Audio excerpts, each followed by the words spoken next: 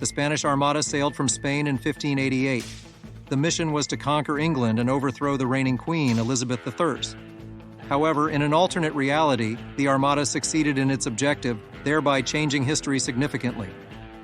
The English Channel is being crossed by the Spanish Armada. The British attempts to guard their land were of no avail, since the larger and more fortified Spanish warships easily overcame them. With its navy decimated and attempts to shore up its coastal fortifications proving hopelessly inadequate, England was no match for the forces that eventually triumphed against the Spanish. The victory of Spain caused a sensation throughout Europe. In Spain, King Philip II of Spain was hailed as a hero of his conquests and received the glory of the Spanish conquests. But in England, Elizabeth I of England was at the last crisis. When the Spanish had full control over England, the balance of power changed sharply in Europe. Spain reached its greatest power as the empire expanded in America and incorporated England's vital colonial possessions into a new imperial order.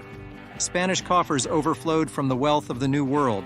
They lived a golden age of prosperity and an unsurpassed high of cultural persona. However, the implications of the Armada's success reach further than the borders of Europe. Among the Protestant territories of Northern Europe, the fear and doubt of the populace are strongly felt at the sight of the victory of Catholic Spain. The religious conflicts that simmer have threatened to break into the open before they are blocked by the determination of the Protestant leaders to do their part to protect the Catholic action of Spanish domination. While this is happening, on the other side of the Atlantic, the Spanish overthrow of England drastically changes the course of colonial history. In the absence of English intervention, adventurers and conquistadors of Spain expand their presence across the Americas.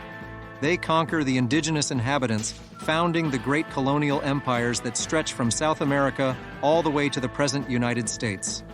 In England, Queen Elizabeth I is imprisoned in her palace, compelled to pledge allegiance to King Philip II and recognize his authority over her kingdom. Her visions of a dominant Protestant England are shattered, supplanted by the grim truth of Spanish dominion.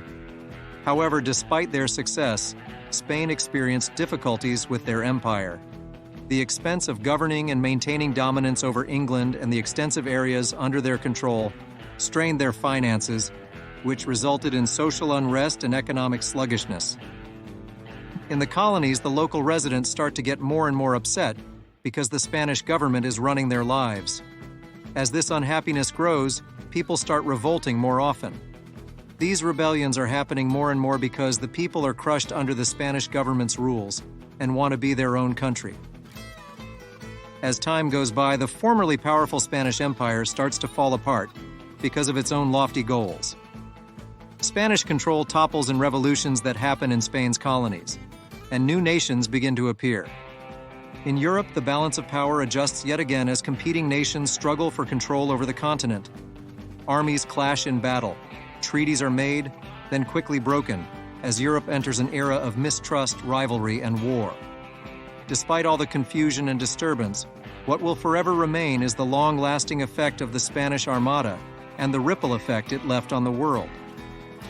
This historical triumph can only be the testimony of history's being a sheer caprice and the criticality of timing all circumstances.